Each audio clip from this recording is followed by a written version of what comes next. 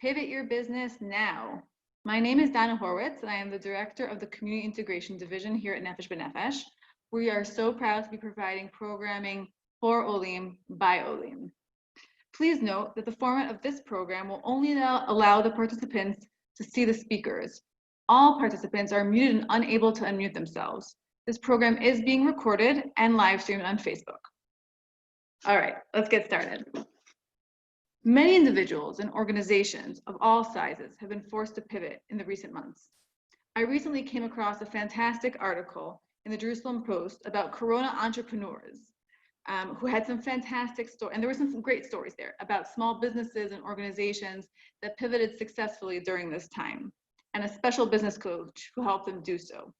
We're so excited to have with us tonight that business coach and one of those entrepreneurs, Natalie Gerson. Thank you so much for joining us. Hello, Donna. Good evening. Good evening. And Bracha Lamberger, the owner of Labait. Hi, Bracha. Good evening. Hello. Hey. And thank you for, both of you are going to give us insight on how you did what you did and some tips and tricks for our Olim here.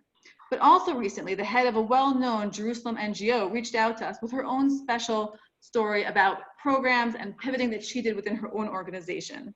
Joining us tonight is Orit Seif, Director of Kedma, to share with us her own pivot process. Thank you so much for joining us tonight, Orit, and we'll see you soon. So, Natalie, before we delve into practical steps for Olim who need to pivot their business, I know that you have your own pivot story and you're now a business coach. So tell us a little bit about your pivot and how you help other organizations now as a business coach. Sure, I would love to tell you that. Actually, it happened close to 6 years ago. I was in corporate, as I'm sure a lot of people that are listening to us are also employees. I had a corporate job in a high-tech company. I had all the advantages that you have in the car and the computer and the phone and everything that goes with it and the pension fund. But something was missing inside. Something was not really resonating with what I call today my born to do. At the time, I didn't call it like that. And I kept on looking, and I knew that I wanted to find it. And when I found it, it was really helping entrepreneurs being in their born to do and being aligned and developing a successful business. And so that was exactly my first pivot. Obviously, there were more later on, but that was the first pivot that I did in my career. I think there are so many people that think, it's called that golden cage of having all the amenities, but something inside is missing. Exactly. It's that feeling that you're missing something. And I'm saying this because I'm sure a lot of people, it resonates with them, is that you're feeling that, there's no meaning in what you're doing, or there's no purpose, or you're not sure that you're getting excited. You get up in the morning, you're not sure why, you go to sleep. So it was what I called at the end my purpose crisis. And being an entrepreneur is not easy, but it does answer to a lot of, purpose questions. And speaking of questions, I want to remind everyone that's with us on Zoom that feel free to send in your questions to Natalie or Bracha or Orit later on through the chat box. And we have some questions that we received before the program that we'll be asking, but please feel free to start sending your questions in the chat box already. So Bracha, let's move to you. Let's talk about pre-corona. Tell us about your company, Labait. Where did you get the idea to create this company, and what were the steps that you took to turn it into a reality? Yeah, okay. Well, first of all, thanks for having me here. Nice to see you. And nice to see Natalie, who I actually saw earlier today. So my company is called Labait Gifts. It's a wedding registry in Israel for English-speaking couples who live here, who are getting married, and they want to find a way to get gifts for their wedding from guests that either live here or live abroad.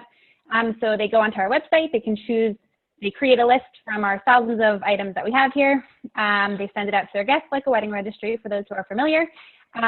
Their guests can buy gifts from the site, and then we bring all the gifts to the couples in Israel. So that's, appliances, bedding, glassware, dinnerware, all that kind of stuff. So that's my business. The way it got started is that I got married and I created a wedding registry in America because there wasn't one in Israel. And tons of my stuff broke on the way back, and it took me like months to get everything here. I was like, yeah, if I bring glassware and I pack it really well, it will get here, and it totally didn't. And I just figured that it was crazy because there's thousands and thousands thanks to Nefesh B'Nefesh, there's thousands and thousands of English speakers here. Why is there no service like this? When over 90% of Americans use wedding registries when they get married. So I created Labite, and it's been great. And you asked what the first steps I took to get there were. So definitely my first step was to figure out if other people felt the same way as me, if there was a need for something like this. So I sent out a survey to all my friends. I'm like the annoying friend who sends out surveys every 5 days for my new ideas. And I tried to gauge whether this was something that people needed, and it turned out that was. And once I had kind of that confidence that this is something that people would want and would use, and I had people's suggestions and ideas on what they would want, so that kind of gave me the motivation to do all the next steps and actually get it off the ground. And that market research, amazing. So Natalie, you've coached hundreds, is that true, of small businesses here in Israel, and you run the Born to Do business community on Facebook, which has over 500 Anglo entrepreneurs that support each other. So tell us a little bit more about this community and how you coach them. Yeah, for sure. So actually the community existed before the corona, but it definitely took a really big expansion during the corona, because that's when I decided to help people, because I knew people, especially entrepreneurs, who saw their businesses really going down with the corona, especially those who were doing face-to-face business and were giving services to other people. And so I said, we need to help them. And so what I started doing is a 21-day challenge where I actually came in the Facebook group every day, morning and evening, with different lives, inviting guest speakers, inviting people that would inspire them, inviting other entrepreneurs just like Bracha, who I also invited to share their inspiring stories. And the goal was really to give some kind of routine to the people who all of a sudden didn't have any activity, couldn't go out of their home, and were stuck at home, most of them with kids. And actually some people, the feedback from some entrepreneurs were, wow, the live at 9:30 a.m. was the reason why I got up in the morning. And, that gave me a sense of really wanting to do something. My idea, and this is what, I spoke also in the Jerusalem Post article, was that obviously the corona was, a big tragedy. And obviously it was, on a health and on a, economy level, very difficult thing to go through. But as an entrepreneur, and as we know that we are always looking for opportunities, it was a way to see how can we use this time to reinvent ourselves, and how can we use this time to really think about our business, really ask ourselves the questions like, is my business really aligned with who I am? Am I really serving the right people? Am I doing the surveys, just like Bracha spoke about? Can I improve my services? Can I go online? Do I have other resources that I can use? How do I scale my business? And all those questions that most of the time entrepreneurs don't have time to ask, because they're running, making money, and serving clients. And this was a time for us to really sit down and really go through all those questions, which is what I do with my clients in my programs. But this was a free 21-day challenge, it's important to mention. And so we had over 200 people who joined in a very short amount of time. And it really gave everyone tools to use this time as a way to reinvent themselves, and not as a way to say, oh my God, what am I going to do? No more money, no more clients. And yes, it was a very positive experience. So Bracha, can you share with us what were some of the first steps that you took in order to pivot your business? Yeah, so it was a crazy time. Just thinking about it is like making me a little dizzy. But yeah, so basically I'm in the wedding industry. So, we were watching the news and seeing all the new rules come out, and slowly but surely, it's fewer numbers of people that can be together and fewer numbers of people. And, we saw the writing on the wall. Weddings were going to be, not going to be allowed. So I kind of thought to myself, okay, weddings aren't going to be allowed. So what can we do here? We have, basically I thought we have great products that we sell, and we have a great infrastructure. So how can we kind of use what we have right now and make it fit to what's going on right now? So I thought, I have my suppliers who I work with and my artists who were really struggling at the time. We were communicating a lot about how this was such a difficult time. They had all of this stock that they had prepared for Pesach, Seder plates and afikomen bags and things like that they had prepared in preparation for the Pesach season, which kind of was just sitting there, and they were really struggling. And then I saw that there were all these people well, everyone who had to make Pesach alone all of a sudden who needed these products. So I thought, there's people right now who need all of these Pesach things. I have my suppliers who offer them. It wasn't so wedding related, but I figured, I have the infrastructure. So like if I just, I guess, literally pivot a little bit, not change everything, but like pivot, I can do something here because I have the need and I have the supply and I have the demand. So I quickly put together just like a one-page website. I chose 3 of my suppliers who had a lot of Pesach-related items, put them on the site, and we said, we're going to be selling these Pesach items for anybody who's making Pesach alone for the first time. That was the idea of the pivot. I don't know if I'm supposed to say how it went yet, but that's what happened. Wow, so interesting. And so Natalie, we all know there are companies that pivot successfully and some that pivot and it's a disaster. So I'm gonna ask 2 questions. One, how can a business evaluate early on that they're pivoting in the right direction? And my second part of the question is, I know that there are Olim with us who recently came from the US, or they might have to pivot their business after their Aliyah. So can you, if you could speak to that as well? Yeah, for sure. It's a very good question because, the word pivot has been used a lot during the Corona time, right? I personally, I spoke about the fact that I didn't really like the word pivot, but I understand what people mean by that. And I like the word more reinventing. And the reason for that is that, as entrepreneurs, we're always reinventing ourselves, meaning like, of course, we always have to look for more clients, or we have to look for new ideas, or we have to look for new markets, or to make sure that our market is compatible with what we're selling. So being an entrepreneur is not something that you decide once and then you just wait for it to happen. You always have to make changes. The only thing is that usually when the Corona doesn't hit, you are in a more stable emotional position, and you're not scared for your life, and you don't have your family, you're not scared for your family. And so what happens that when people, or even for the Aliyah also, when you're changing a country, you have so much things to take care of, and so many also emotional things that are happening. And so basically understanding when is it a good time to pivot is when you feel that you're going to be emotionally stable enough to be able to look at your business and not make decisions, in a hurry, or because I need money right now. Obviously, you can do very specific actions and say, I'm going to do something, for the short term. But for example, I'll give you an example. I heard a lot of people saying, oh, we can't see each other face to face, I'm going to go online. But this was not a business model that they were necessarily ready for, or it wasn't something that they can sustain in the long term, or it wasn't something that some people don't like going online, and they were like forcing themselves to do it because of the Corona. And that's when, as a business coach, I came in and I said, whatever decisions you're going to make to pivot your business, whether it's because of the Corona or a change in your life or you're moving countries, do it because it's going to be sustainable in the long term, and essentially also because it's aligned with who you are, with your identity, with your DNA, with your values, with your born to do, and invest time, money, ideas only if it's going to be aligned. Because just saying I'm just going to come up with an online product because I heard that this is something that's working, it might work in the short term, but you won't be able to sustain it to the long term. So my advice would be, take the time to really look deep into what you want to do in the long term, and then do it progressively also. Because some people say, I'm going to change everything. And just like Bracha said, it's like, we speak about the minimum viable product, right? MVP. So doing it in a format where you don't have to invest too much, like try it out with your friends or with your existing clients, see how it works. And only when you see that you have some feedback, really grow, into this pivot or this new direction or new strategy. So if I understand what you're saying correctly, your first step when pivoting is really creating that MVP.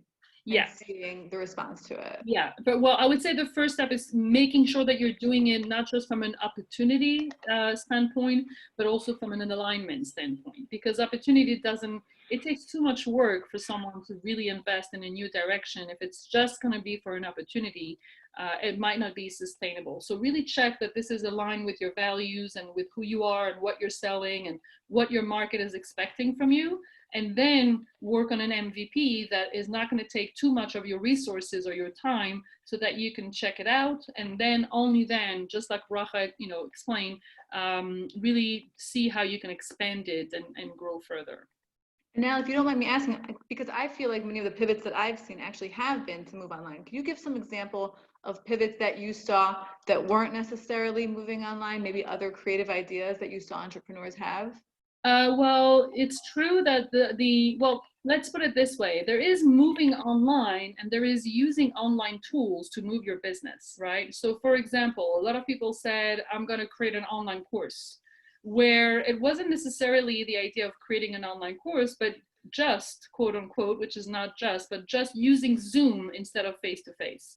So it's a different strategy, right? So you don't have to create a whole online product, or you don't have to sell product online or create a whole, new product.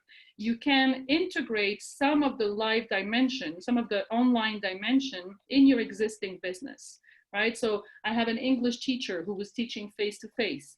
And then she decided to integrate some of the Zoom dimension in her teaching. It doesn't mean that everything is going to go online, but it means that she's offering an option, which, by the way, she's going to continue after the corona to integrate that option, because some people said it's great. I'd rather, be on Zoom than come in, face to face. Another option is also to, instead of saying, I'm going to go online or switch my product, is to say, let me focus on my systems, or let me focus on my marketing. Let me create something so that so I had like interior design, right? Very difficult to do interior designer, during Corona. So what do? You're going to wait until, everything comes back to normal, quote unquote? No, you're going to take this time to work on your systems, to create a campaign, to really work on your business, so that when people come back, you'll have who to work with. And then I have another example of a tour guide, who was actually quoted in the Jerusalem Post article, who also couldn't do touring. Obviously, no one was traveling or is still traveling, and her idea to go online, which is to offer information and connection with Israel to people who cannot travel, is something that she wanted to integrate in her business anyway. And so she is building it now, but it's going to continue after, because, even if people could travel, it's always easier to do it from the comfort of your own home. So the idea is to really integrate strategies that are going to really be continuing with you in your business. So Bracha, I'd like to take you back to that time. So can you tell us a little about some of the obstacles that you faced in this pivot and how you overcame those obstacles? Yeah, so I mean, the first thing is that the pivot that we did, which was selling gifts for Pesach, was very, very, very short term. Like, we started it 2 weeks before Pesach, and then Pesach ended. And that whole time, the rules were becoming stricter and stricter, and we didn't know when they would say that you can't do delivery. Thank God they never said that, and delivery was always allowed. But we had a bunch of suppliers who their warehouses closed, or they, certain products went out of stock and they couldn't access them. I know one of the suppliers we worked with had a warehouse in Bnei Brak, which was like the hotbed. So we couldn't get any products from there. So that was tough, kind of like being on the constantly changing, checking. The other thing was that we were guaranteeing, or trying to guarantee, that we would do delivery within 3 days, which we managed to do the whole time, but that was something that we weren't sure we'd be able to do and how long we'd be able to do it for. So I think what Natalie said is definitely true. Like, what we tried to do was not go too far away from what our business actually does, and was to kind of run a pilot for something that we wanted to do anyways, which we want to do in the future, like she was saying. And we anyways were thinking about expanding the wedding registry to be a gifting store. So this was like a nice way to do a little pilot with a few suppliers for a short period of time, one page, and kind of see how it went. So that was really nice. I would say what we had to do after Pesach, because Corona was still going on, is kind of repivot and find another idea. So that was definitely a challenge, kind of like seeing every week, what do people want now that we can offer? What do we have that people need right now? So that's a lot of kind of staying with what's going on and what people want right now. So that's definitely been a challenge. It's been a fun challenge. Like Natalie was saying, like, entrepreneurs are always like, oh, what can I do now? We're like, oh, butterfly, so I was like, oh, what can we do this week? What can we do now? So now we're selling masks for your wedding. You can get like Bracha and Akiva, the date of their wedding masks that you can get printed. And that's been really popular. So, we'll see what happens next month. Hopefully everything will be back to normal. So do you feel like some of these obstacles actually may have helped your business grow? or are they going to stay with you after Corona possibly? Yeah, I mean, I think the obstacle of Corona, which, you know, was terrible and, you know, should never have happened. And it's that did give us the opportunity to run a pilot for our expanded business that we want to do anyways. It would have been kind of maybe weird or awkward to run a short pilot of our business in normal times. But this kind of gave us the opportunity to really test things out. We learned a ton from like what worked and what didn't work. What did people like? What did people want from, you know, just running this Pesach store for a short amount of time. So that was great. And that's really going to last us, you know, until we launch in a few months.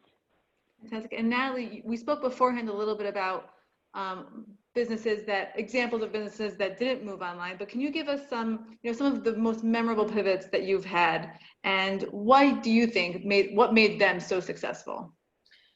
So the pivot that I saw were really successful were the ones that were really aligning themselves to the real need of the people. Because of course with the Corona, a lot of things changed. People didn't have the same needs, not the same priorities.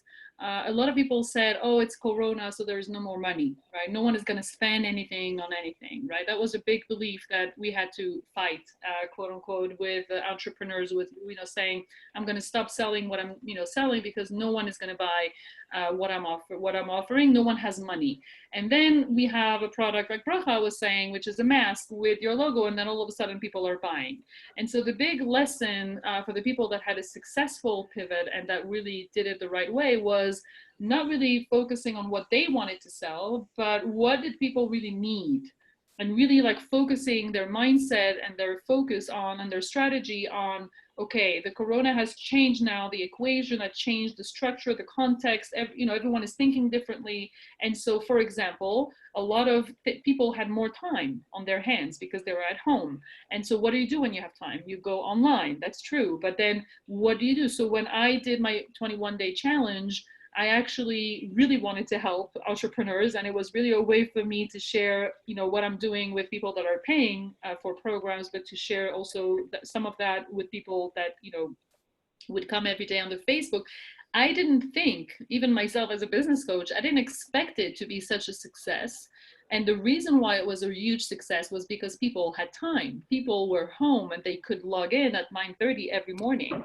And since people started going back out and having, meetings or going outside, people say, oh, I love that time where we were able to be at home and connect every day at 9:30 and, you know, watch your lives.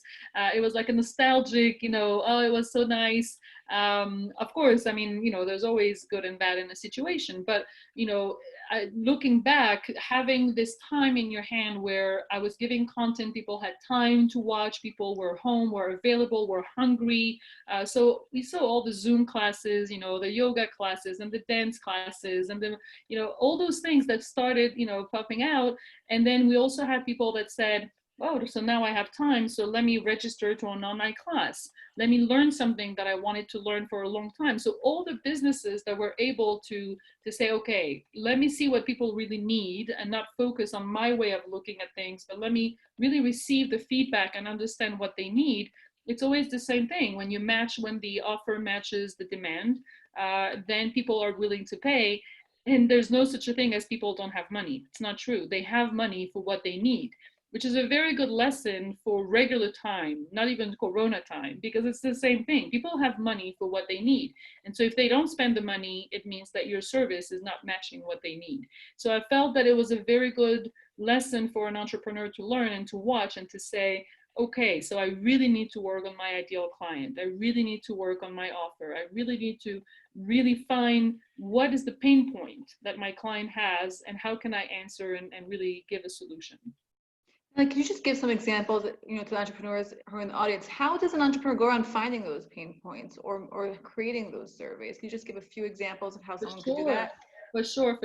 So depending on if you're an existing business, and you already had clients for a few years, the ideal, you know, solution or the best way to do it is to go back to your client's file, whatever it is, if it's on paper, if it's on your computer, and then it's about really listing all the words that they used and all the sentences that they used with their own words. So I had a famous example of a therapist once that was in my program, and she said, so we were talking about the pain points, and she said, well, my clients need awareness. And I said to her, do you really think that the people wake up in the middle of the night at 3 o'clock in the morning and say, oh my God, I need awareness? Like no one really needs awareness. A therapist thinks that people need awareness, but people don't need awareness. They need to feel good. They need to be happy. They need to not feel sad. They need to be motivated, right? So it's really about how is the entrepreneur going to remove himself or herself from her mindset or what she or he thinks about the product or the service, and think in the potential client's mind and words. And so going back to your clients, taking one by one and remembering, if you took notes, even better, but if you can remember, why did this person come to see me in the first place? Like, what was the biggest pain point they had? And not what did I think that they needed, and what did I wanted to provide to them? Because I'm already a professional, and so I'm going to turn this into words that they don't really recognize or don't resonate. So if you're an existing client, it's definitely going back to your past clients. I had once a coach who had been coaching for like 15 years. And so she had those huge files of, tons of clients, and she went back and she put all her clients on the floor and she started taking one by one and writing down the pain points. So it could be that it takes time to do this, but it's really important to do that. Now, if you don't have clients, then I would say Bracha is a great example of really starting with surveys. And using the words that people will use again. Like, don't say, do you need a wedding registry? No one needs a wedding registry. People need to send gifts to their loved ones. So just by phrasing it in a way that people say, oh yeah, that's me. I need to send a wedding to my friend. But if you say, if I would, give you the link to a wedding registry, would you use it? No, because it's not something that resonates with me. I don't need it, right? So it's really about putting ourselves in our clients' or potential clients' mind and taking the time to do the survey. And the other thing is also what I always say is looking up the ladder. It's like looking at other people that are in your industry that are already selling products like you're selling or services that you're selling and learning from them. I always say our competition is inspiration. They were there before, they know how to do it before us. So let's learn about how they do it and really take our time with understanding, who is in the market and what is the industry. Fantastic. Thank you so much, Nelly. That was great. And Bracha, we had a question that came in earlier, and the question was about from someone that had pivoted their business but was struggling with the marketing of their pivot. So can you share with us how you maybe also pivoted your marketing in this case? Or did you at all? No, that's a really good question. I thought a lot about that too, because, I had 2 weeks to run this pivot, to run this program. Like, how am I going to get the word out? So first of all, I tried to think about just from selling gifts, which is something I was already doing. Like Natalie said, who are my potential ideal clients? So is my ideal client somebody who is doing a Seder for the first time and they're in college? Probably not, because they don't have so much money to spend right now. Or maybe they do, as Natalie was saying, but that didn't seem like who my market was. Is it, their parents who live in America who are upset that their kids can't be with them in America, so they want to give them a little chupar at their Seder? That sounded more reasonable to me. So I kind of tried to, based on just, I guess, thinking about it, but I tried to define who my different target markets were. I actually made Facebook ads to these different target markets that were a total failure. So I ran little ones and they totally didn't work. Thank you for sharing your failure. That's the best. Thank you. I know. I was like, oh my God, I'm going to get 1 million clients from this post, and it totally didn't happen. I think what ended up being what did work was that the people who were already following me or were already on my list or were already following me on Instagram or already liked my Facebook page or I had their emails, those were the people that were the best people for me to reach out to. A, those were people who already had a positive experience with me, I hope.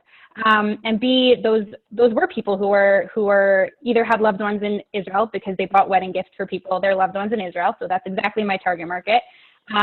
Or they were people in Israel who maybe had a wedding registry or had bought from their friend's wedding registry. So I think for me, what I realized was trying to stick with the people who already trusted me and already liked me and already knew me was my best bet. And I think that is like looking back after, when I looked back at who actually ended up buying for me, it was the people who had bought from the registry before, or people I knew, or people who knew someone I knew. Like those were really the people who ended up using the service the most. Natalie, Bracha, you guys have been great. Thank you so much. So can I ask you just ask each of you if you can just share one last tip for Olim business owners who are looking to pivot their business during this time. Natalie, can you just give us one last tip? Yeah, sure. And Bracha is actually inspiring me here because a lot of people came to me, you know, whether they were my clients or in the community, and asking, you know, I should start getting more leads, or starting doing advertising, or starting, you know, getting to, you know, new markets or new products, like we said before. And actually, times like Corona are not a great time to start new relationships. People are not really willing to trust so much, so they go back to what's safe. And the know, like, and trust factor that we speak about, which is, you know, the funnel that you basically have to take people to first know you, then like you, then trust you, and then buy from you, is not something that people like to do in times of Corona. They like to really stay with the people that they know, and more like have a nurturing relationship, or like more like get deeper with the people that they already know. So the one tip that I would say is don't go, you know, too far. You know, don't go deeper. Like, don't go into products that have nothing to do with what you did until now. Go with what I call, in the 3 circle of influence, your first and your second circle, meaning people either you already worked with or you know directly, and the second circle is people that know someone that know you. And then you have more chances of, you know, convincing them, you know, you've known me until now. Now I'm pivoting, where I'm offering something new. Why don't you come with me on a journey? I think that it's not a really good time to, you know, just start something new from scratch.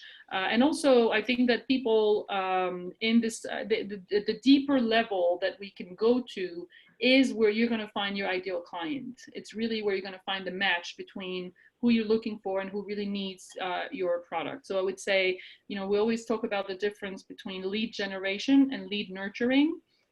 So don't go with, I mean, if you can, rather go into the lead nurturing, and don't start like really big campaigns on lead generation. That would be my tip. And Natalie, we just got a great question that I have to ask you. I'm sorry. Sure, So sure. we have a question here. What would you say to an aspiring entrepreneur who is just intimidated by the very experienced competitors out there?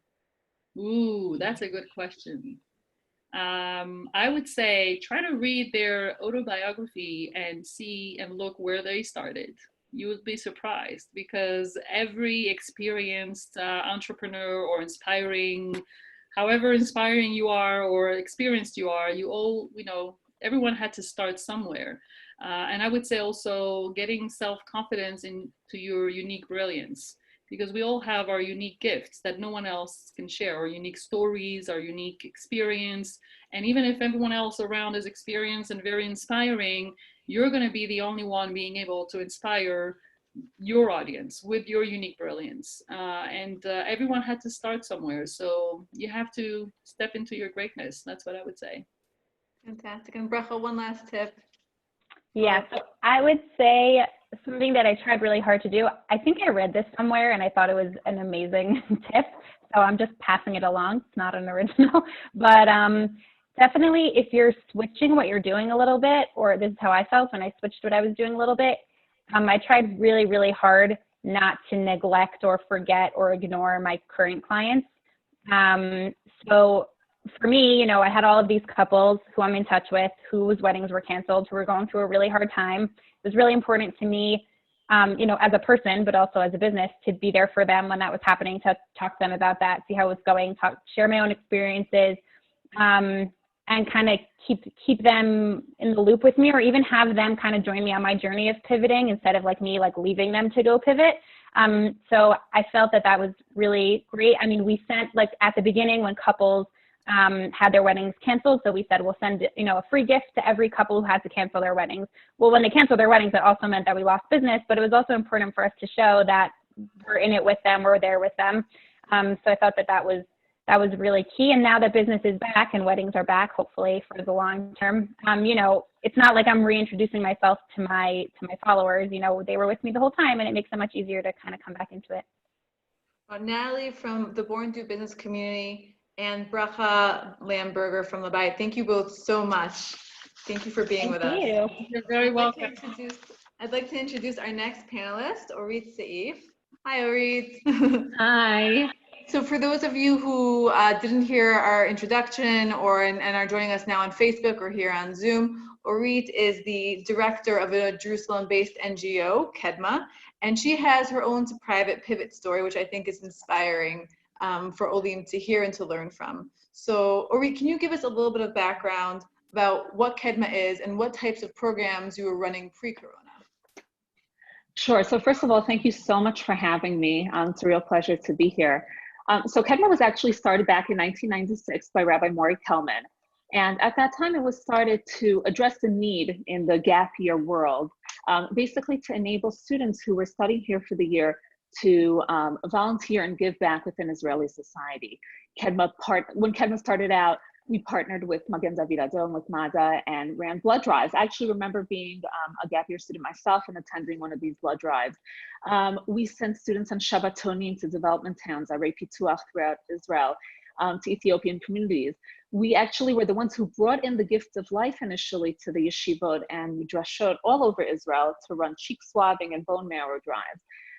And then we also partnered with YU, and we started the inter-seminary choir competition, which to this day is the highlight of the year. Every year we have about 1,500 to 2,000 women gather at the Ramada in January. And it's a great night, and we raise charity and we raise money for charity, usually dealing with women's issues. It's a great evening. So that's basically our background, and really our focus had always been gap year students. This past year, we launched 2 programs in line with that mission. Thank God, both of which were very successful, and we're hoping to continue them next year, Corona willing. The first was the Kedma Volunteer Program, where we basically took over the Chesed, the weekly volunteer program, for 4 midrashot. We placed 150 women in organizations throughout Jerusalem. They worked in hospitals and old age homes. They worked with the developmentally disabled, in Moadoniyot, and after-school programs for disadvantaged kids. There really were many opportunities, and it was great.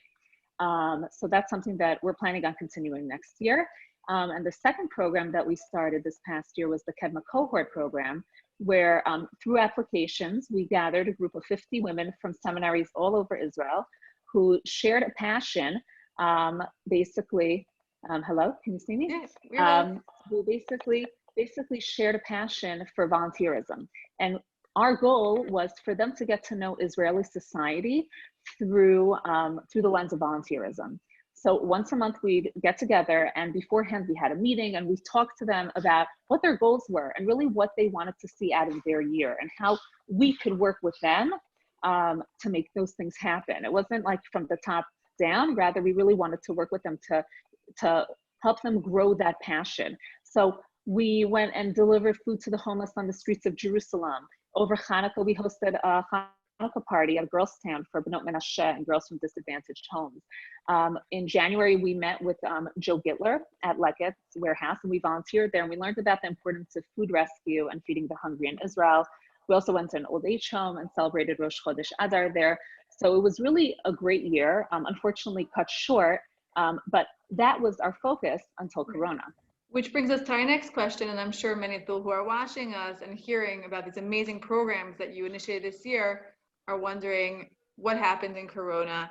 How did the lockdown, the quarantine affect your core model and the programs you're running, and what solutions did you find for those issues? So basically, once Corona hit, within a few days, our programming disappeared. I mean, most seminary students left the country, again, within a span of a week, maybe a little bit more.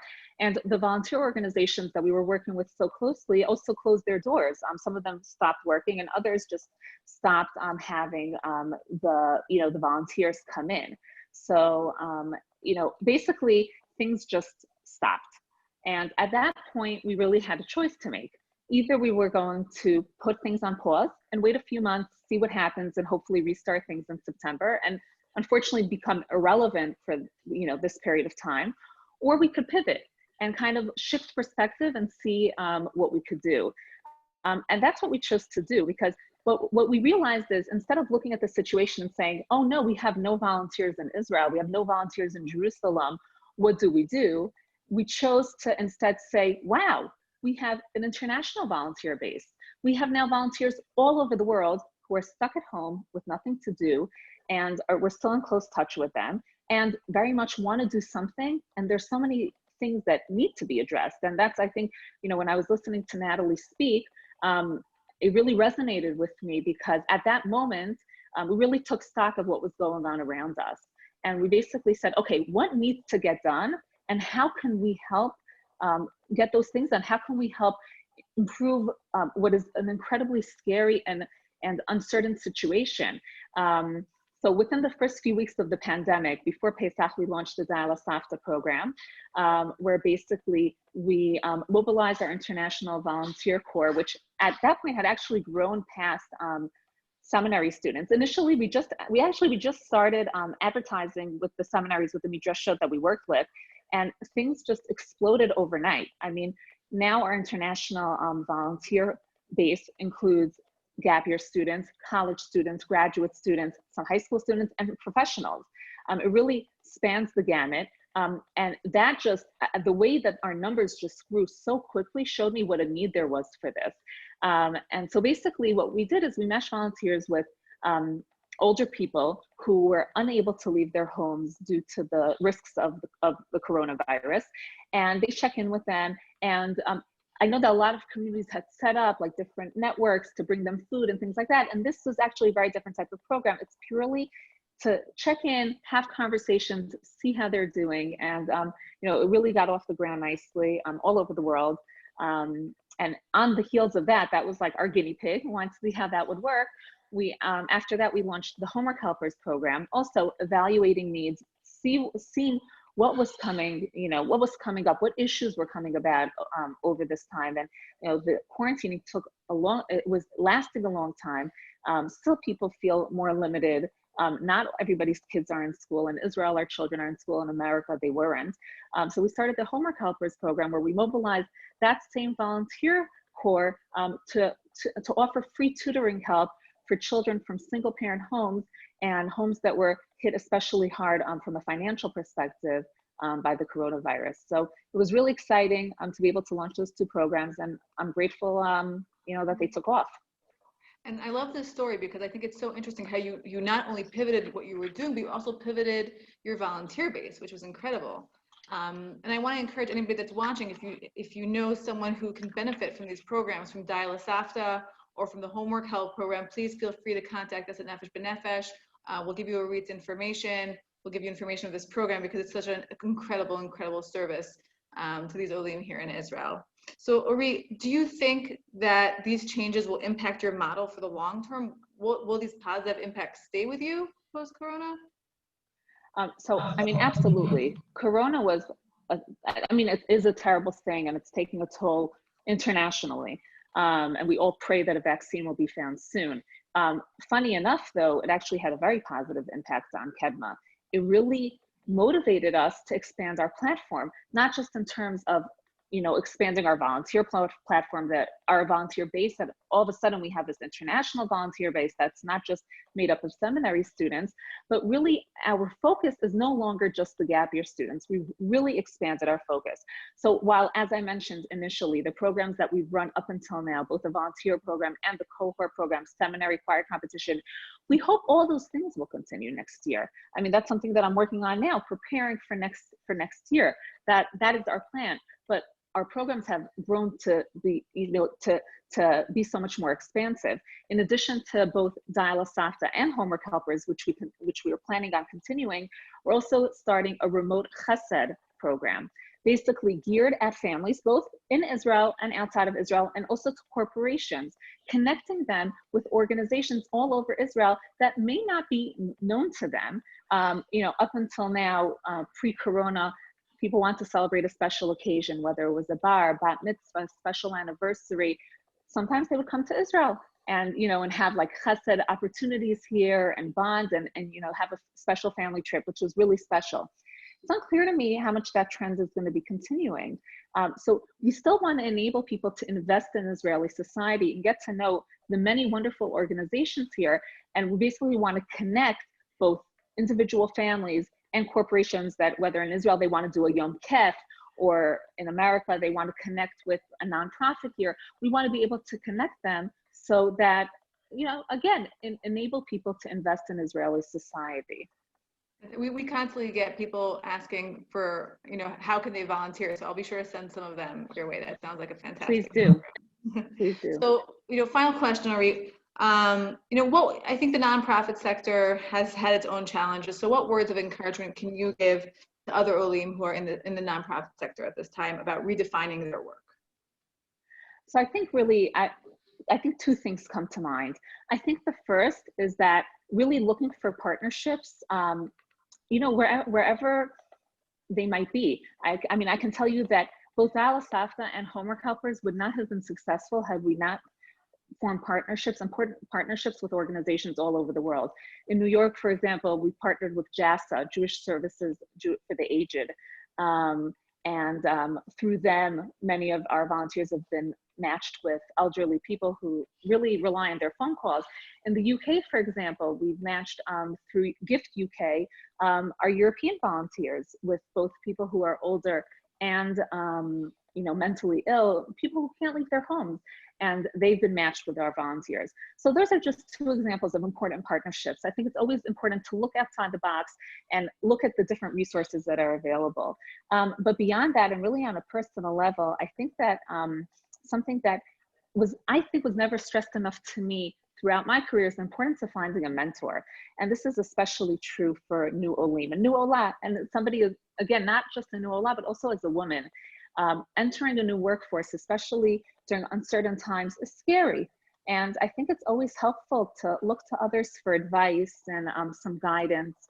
I think that that's also really important to reach out for help and reach out if anybody has any questions. And I'm certainly available if anybody has any questions or guidance, both within the world of nonprofit or just as a new Ola trying to figure out Israeli society. I'm certainly here as well. Orit, Seif, thank you so much for being with us. Your story is super inspiring. And once again, Daila, Safta, and Homework Helpers, if any of you watching us know anyone that could benefit from those programs, please reach out to us at Nefesh B'Nefesh. Thank you, Orit. So Thank you, Natalie and Becca, who joined us before. Thank you, everyone who's joined us. Tomorrow, we have another fantastic program, Beyond the Basics. We're delving into more of the insurance concepts. Check out all our programs on www.mbn.org.il/events. Laila Tov from Israel, and we'll see you all at our next event. Laila Tov.